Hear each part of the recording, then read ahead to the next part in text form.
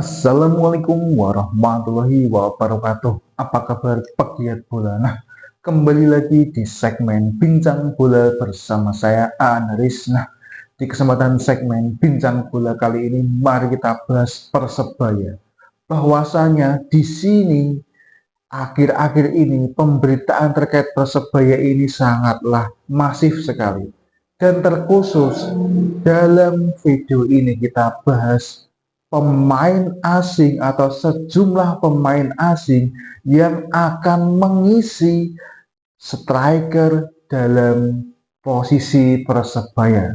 Yang pertama itu ada Mauricio, yang kedua ada Perovic, ada Dejan Tumbas, dan juga ada Bruno Paraira, dan juga yang dikabarkan lagi ada Mateus Pato. Dan kalau semisal kelima pemain ini akan direkrut menjadi striker, jadi total dari pemain atau keseluruhan pemain asing yang dimiliki oleh Persebaya ini adalah 13 orang. Dan tentunya ini cukup berlebihan nih dalam maksimal target pemain asing yang ditentukan oleh PSSI.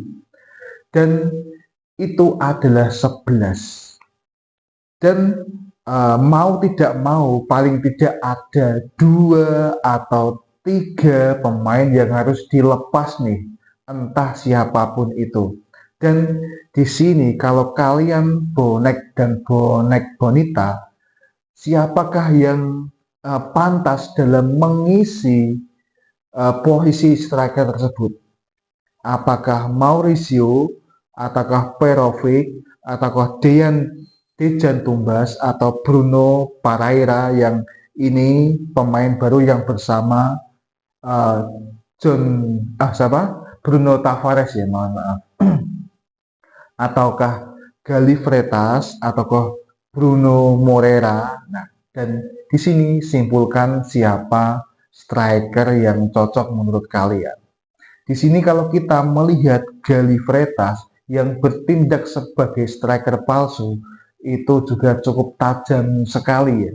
Dan bahkan mampu menyarankan atau mencetak gol dalam satu pertandingan. Dan itu pun sangat luar biasa ya. Dan 2 gol tersebut ketika menghadapi Malut United tidak main-main nih Persebaya. Jadi Gali Freitas juga menurut saya juga layak dalam opsi striker tersebut.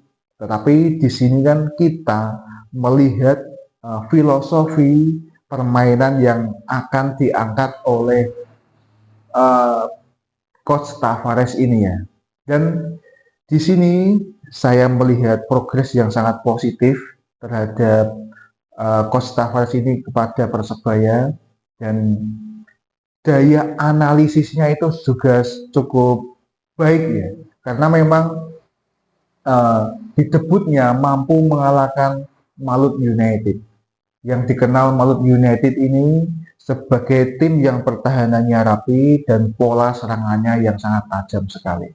Dan dengan strategi yang diusung oleh Coach Tavares, ini mampu membendung gaya cepat permainan dari Malut United dan akhirnya mampu membuka peluang dan mencetak gol.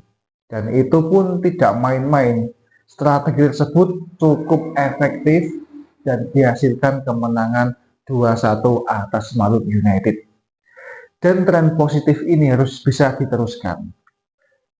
Bagaimana tren positif ini bisa diteruskan? Tentunya lini-lini yang sangat sentral dalam posisi pemain tersebut harus sesuai dengan skill dan juga kualitas pemain yang akan diposisikan dalam contohnya striker, pertahanan, dan juga playmaker di sisi tengah.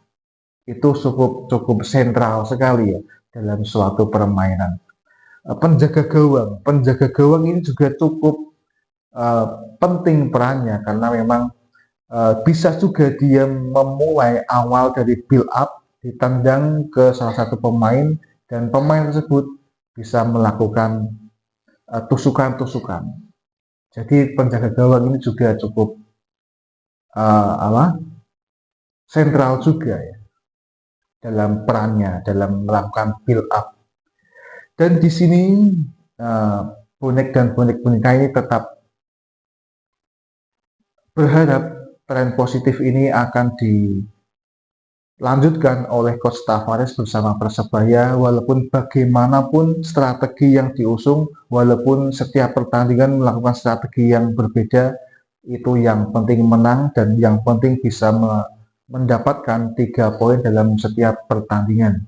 Dan sementara ini Persebaya masih di posisi ke-7.